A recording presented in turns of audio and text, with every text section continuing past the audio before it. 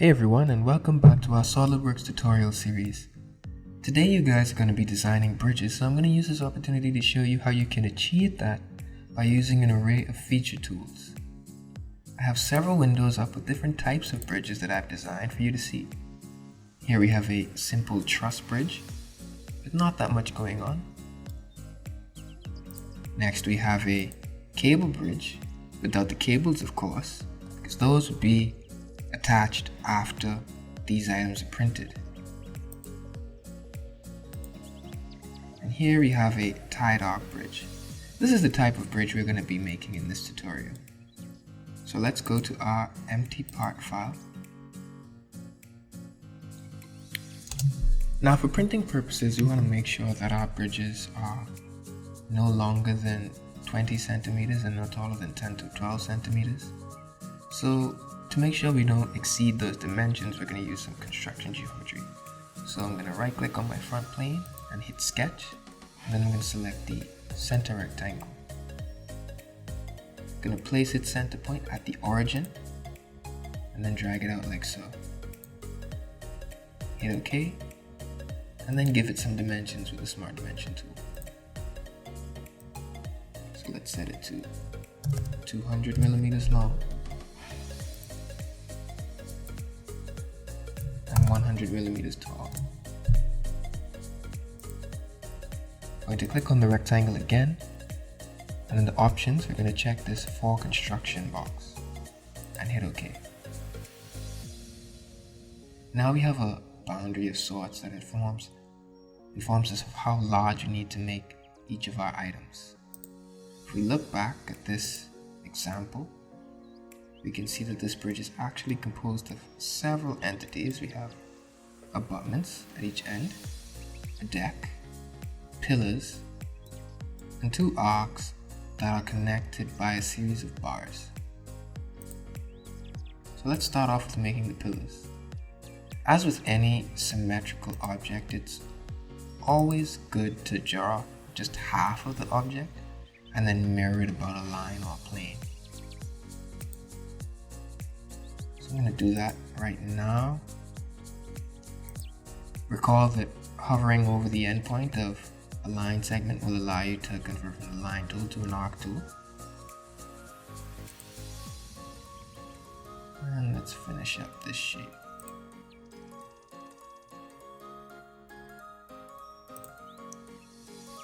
You can hit OK. Now we're going to use this Mirror Entities tool that I taught you about in the last video. So delete the entities that are currently selected and just highlight the whole shape. And we're going to mirror it about this line here. If it's successful, a yellow preview should pop up, and press OK. Now we have the profile of our pillar. This line here is of no use to us, so you can either delete it or you can use the Trim Entities button to click and drag over sections of it to get rid of it. Hit OK. Of course, in that example we have two pillars, so I'm going to use the Mirror Entities tool again. Select this entire face and mirror it about the right plane. And now we're good to go. I'm going to go to the Features tab and select Extruded Boss Base. By default, Blind is selected under Direction 1. What blind does is it extrudes our shape in one direction by a specified distance. In this case, we're going to switch to mid-plane. What this does is it extrudes it in two directions equally. So if we have our distance set to 10 millimeters, it's actually extruding 5 millimeters on this side and 5 millimeters on this side. We're going to make it 60 millimeters for our purposes. Press OK. And just like that, we have the pillars of our arc bridge. Next, we're going to make this actual arc right here. Before we do that, I want to show you a tool that you haven't been introduced to yet, and that is the Reference Geometry tool in the Features tab. So up until now, we've been sketching on the top front or right planes exclusively, but you can actually create more planes that do or don't have relationships with these three primary planes, and then sketch on those. You can also sketch on the faces, if they're flat of course. You can sketch on the faces of objects that you made. So we're going to use this tool and select plane. And for the first reference, we're going to select the front plane. And automatically what that does is it generates a plane that's identical to the front plane except offset by a certain distance. Currently it's set to 24 because it remembered the input that I gave it before. So I'm going to leave it at that. Now I'm going to sketch on this plane. So I'm going to right click, hit sketch. And remember, in one of the earlier videos I said it's always good practice to look at the plane you're sketching on head on. So we're going to do that. Now let's select this 3-point arc tool. And for the first point in my arc, I want it to line up with the center point of this. Ooh, I can't quite get that.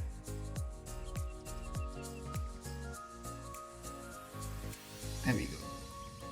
SOLIDWORKS can be quite finicky with this type of thing sometimes. So you'll hover over the center point of this pillar that we made, and if you get it, which my own isn't doing right now, there we go. As you drag down, the blue dotted line will show up that shows you that you are in fact at the center of that point. We're going to do it again for this side. Line it up with the center, hover over a bit for a while, and then bring it in line with that first point. Now we're going to set the radius. That should be fine. Now I can hit OK, and everything's peachy.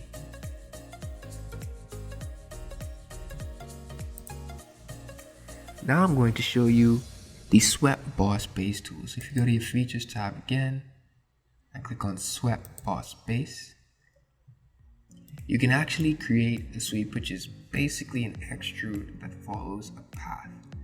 You have two options when doing this. You can do a sketch profile sweep, or you can do a circular profile. We're going to use a circular profile for now, but if you want to do a sketch profile, it would simply do that extrude that follows a path, but it would just require you to have the path go through the sketch. Otherwise, it's not going to work. So let's select circular profile. Select this line as our path, and it automatically generates a circular sweep with a diameter of 10 millimeters. It's actually not too bad, but I'll reduce the size a bit to 8 millimeters. There we go. I can press OK. Now, as I mentioned earlier, symmetry is key, so there's no need to create another plane on this side and then go through what we just went through. We can just use the mirror tool in the Features tab, select our front plane as the mirror face, and it automatically selected our sweep to mirror, so that's good. We can hit OK. And so now we're doing fine. The next thing we're going to do is make these bars that go across our arcs.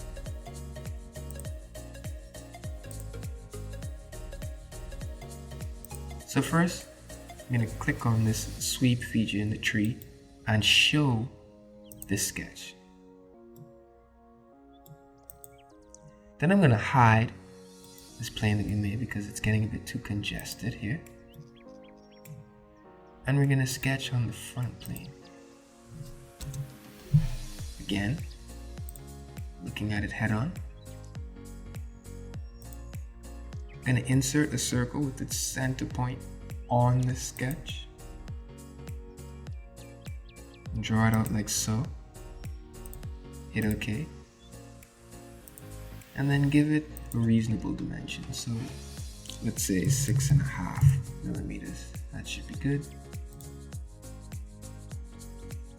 I know we're going to use the extruded boss base tool again, but we're going to do something a bit different this time. Instead of blind or mid-plane for direction 1, we're going to select up to surface. And so now that extrude will go up to any surface that it could possibly intersect with, perpendicularly of course, like so.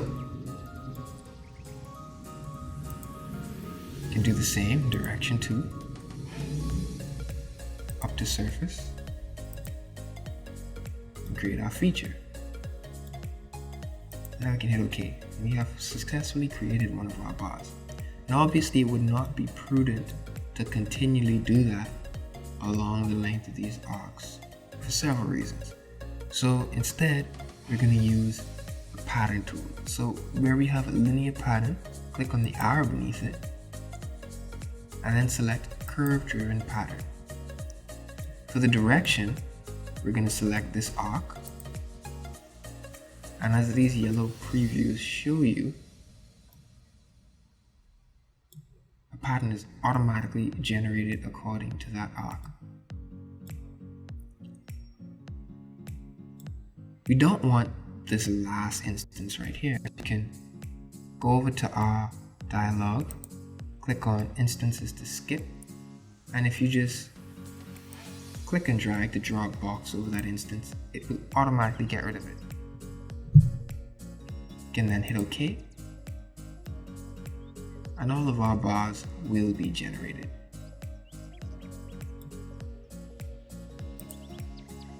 So we're almost fully there. The next thing we need to do is create a cut through these pillars so that the deck could be accommodated. So if we go back and choose to sketch on the right plane, we can deal with that. I'm going to change from the center rectangle to the corner rectangle.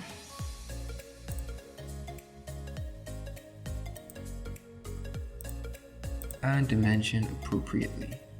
So I want the distance between here and this edge to be, let's say 12, and the same for this end.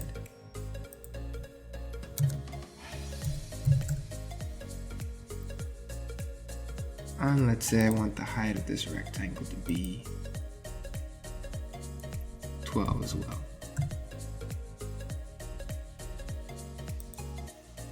Now we have a fully defined rectangle. You can go on the Features tab and choose the Extruded Cut option.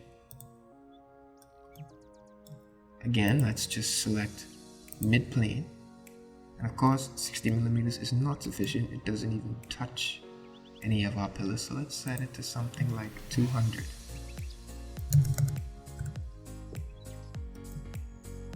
And that's pretty good. You can hit OK. Now I've successfully made some cuts in our pillars. If you look at our example again, next we should do is make this deck, which is basically an extruded rectangle with some protrusions on its side. So let's go back to our right plane again. Let's sketch another rectangle.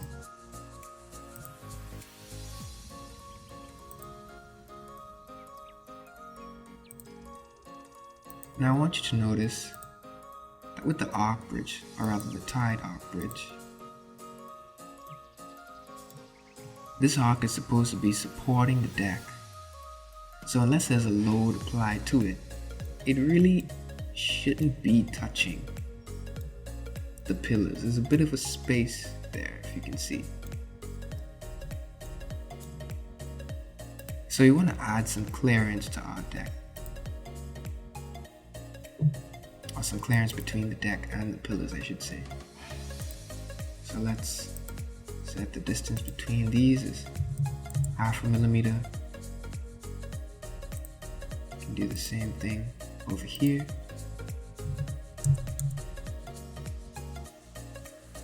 And then we can set the clearance here to 1 millimeter. that should do. Go back to our features tab, go on extruded boss base, and select mid plane again. And that 200 millimeter figure is pretty good. In fact, it's pretty much the largest we should be going. And uncheck this merge result box and hit OK. You'll see the importance of unchecking that box soon enough.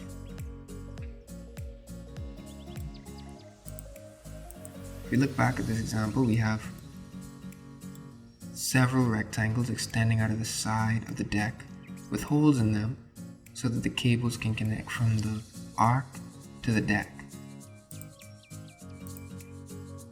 So to make those,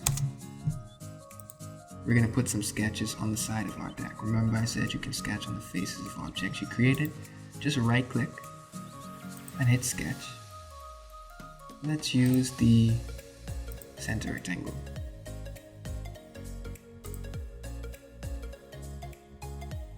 Size isn't too important. Let's go to the Smart Dimension tool and give this some character. Let's give it 10 millimeters, should be good. And then the height. Just don't really care about the height, we can leave it alone. Now you can go on this linear sketch pattern option, and automatically the direction that the pattern will be generated along is chosen to be the x-axis. That's fine. I'm going to increase the amount of instances to 4.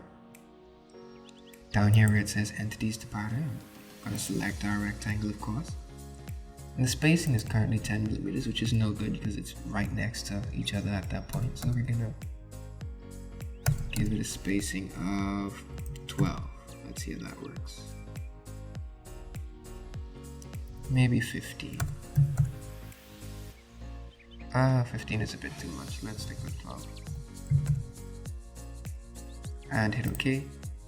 We're going to generate another pattern just like that, except on the opposite side. So again, we're going to change the spacing to 12 millimeters, the instances to 4. And we're going to flip this direction so that they're generated on this side and hit OK. Then what we can do is go on the Features tab and do another extruded boss base. Of course, 200 millimeters is far too much, so we're going to set it down to like 10. That should be good. And hit OK.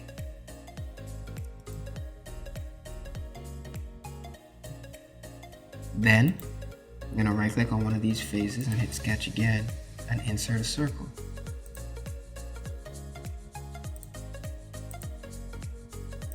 We're going to use our Smart Dimension tool to position this circle. Remember that these blocks are 10 millimeters wide, so that means from the center point to the edge of this block should be 5 millimeters.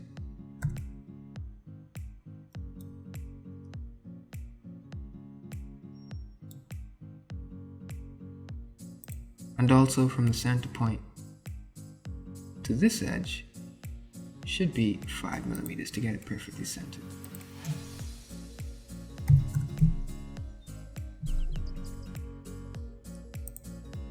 We can use this linear pattern tool again to our advantage. So on the entities to pattern, we can select this circle. Again, just set the distance to 12 and increase the amount of instances from 2 to 1, 2, 3, 4, 5, 6, 7. And hit OK. And finally, you can go back to our Features tab, go on Extruded Cut. Instead of selecting Blind, we're going to select Through All Both. And under Feature Scope, we're going to check all bodies so that cut goes through not only these protrusions here, but this arc up here. I can hit OK.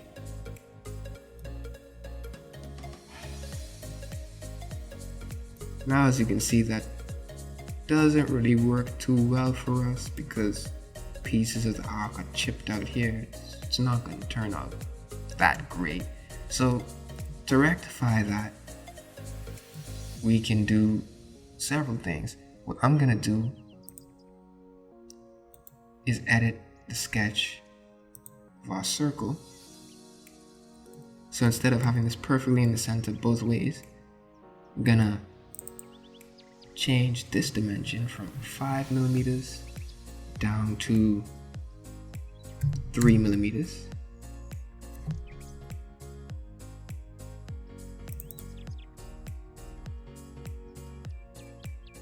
Perhaps 3.5. And then press Ctrl B to rebuild the document. And now that's more acceptable. And finally, we can use our trusty mirror tool again and copy all of this on the other side of our bridge. So for the mirror face, let's use the front plane, features to mirror, these extrusions, and these cuts. For the feature scope, again, we're going to select all bodies and select OK. And there we have it, our very own tied arc bridge. I won't go into making the abutments because compared to the rest of the build, those are extremely simple.